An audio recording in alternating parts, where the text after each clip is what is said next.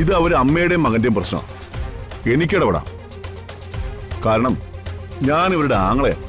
പക്ഷേ നിനക്ക് ഇടപെടുന്നതിന് ഒരു പരിധിയുണ്ട്. You understand?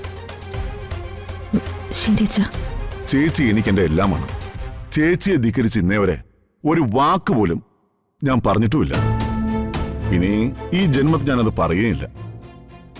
പക്ഷേ എന്നെ തോൽപ്പിക്കാൻ എന്റെ അനന്തരവനെ കരുവാക്കി കൂടെ നിർത്തിയപ്പോ അനന്തം പിള്ളയും ഇവനും കൂടി ഉണ്ടാക്കിയ എഗ്രിമെന്റാണ് ഈ കല്യാണ കച്ചവടം.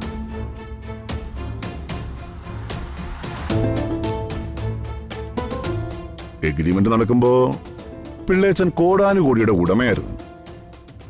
ഇപ്പോ പാപ്പരായെന്ന് പറയുന്നു. പിള്ളേച്ചൻ പാപ്പരായിട്ടും അയാളുടെ മകളെ കല്യാണം കഴിക്കാൻ തയ്യാറാകുന്ന ഇവന്റെ സന്മനസ്സിന് ഞാൻ നന്ദി പറയുന്നു. അത് സന്മനസ്സാണോ അതോ ഇരയോട് വേട്ടക്കാരനുണ്ടാകുന്ന ക്രൂരമായ വികാരമാണോന്ന് കണ്ടറിയണം.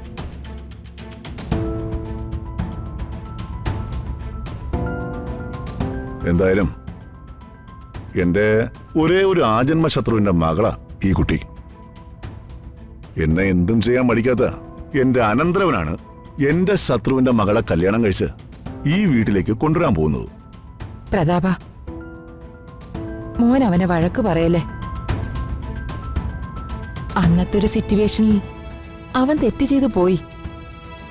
അതില് അവന് കുറ്റബോധമുണ്ട്. അവൻ മാപ്പ് പറയുകയും ചെയ്തില്ലേ. ഇനി അവന് വിഷമിപ്പിക്കല്ലേ. ഞാൻ ശത്രുതയൊന്നും മനസ്സിൽ സൂക്ഷിക്കുന്ന ആളല്ല, ഹൃദയവിശാലതയൊന്നുമല്ല. ഗതികെട്ടവരോട് തോന്നുന്ന ഒരു കാരുണ്യം. എന്തായാലും വാക്ക് വാക്ക് തന്നെയാണ്. അത് പാലിക്കുന്നവനാണ് വ്യക്തിത്വമുള്ളവൻ. എന്തായാലും അനന്തം പിള്ളയോട് എനിക്കൊന്ന് സംസാരിക്കണം. എന്നിട്ട് എന്റെ തീരുമാനം ഞാൻ പറയാം. അദ്ദേഹത്തെ സാറ് കാണണമെന്നില്ല. കാണുന്നത് തോറ്റു പാപ്പരായ ശത്രുവിന്റെ ഗതികേട് കണ്ട് ആനന്ദിക്കാനൊന്നുമല്ല. എനിക്ക് അയാളെ കണ്ടേ പറ്റൂ. രാജു സർ, നീ ഋതികയും കൂടെ കൂട്ടിക്കോ.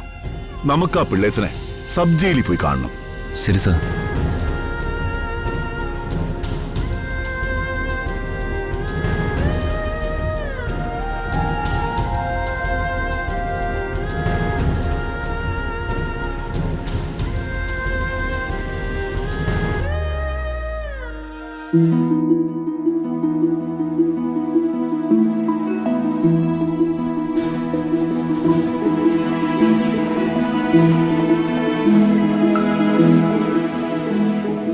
മരുന്ന് കഴിച്ചിട്ട് വല്ല പുസ്തകവും വായിച്ച് അടങ്ങി ഒതുങ്ങി ഇവിടെ ഇരുന്നോളണം. നിന്റെ കുസൃതി കുറച്ച് കൂടുന്നുണ്ട്. വലിയച്ചി, എനിക്കൊരു കാര്യം പറയാനുണ്ട്. അത് കംപ്ലൈന്റ് അല്ല. കംപ്ലൈന്റ് അല്ലെങ്കിൽ അതെന്നെ കുറിച്ചല്ല. ഇനി കംപ്ലൈന്റ് ആണെങ്കിൽ അതെന്നെ കുറിച്ചൊക്കെ തന്നെ ആയിരിക്കും. അങ്ങനെയാണെങ്കിൽ ഞാൻ പറയുന്നില്ല. നീ പറയ്, എന്താണെങ്കിലും ഒന്ന് അറിയണമല്ലോ. വലിയച്ചി ഇവിടെ ഇല്ലാതിരുന്ന് നേരം അത്രയും ഇവ മഴവെള്ളത്തിൽ കളിക്കുമായിരുന്നു. നേരാണോ തേജു? അല്ല, വല്യേച്ചിയല്ലേ കഴിഞ്ഞ ദിവസം പറഞ്ഞത് മനുഷ്യരെല്ലാവരും പ്രകൃതിയോട് ഇണങ്ങി ജീവിക്കണമെന്ന്. ഞാനേ അങ്ങനെ പറഞ്ഞത് നീ മഴവെള്ളത്തിൽ കളിക്കാനാണോ?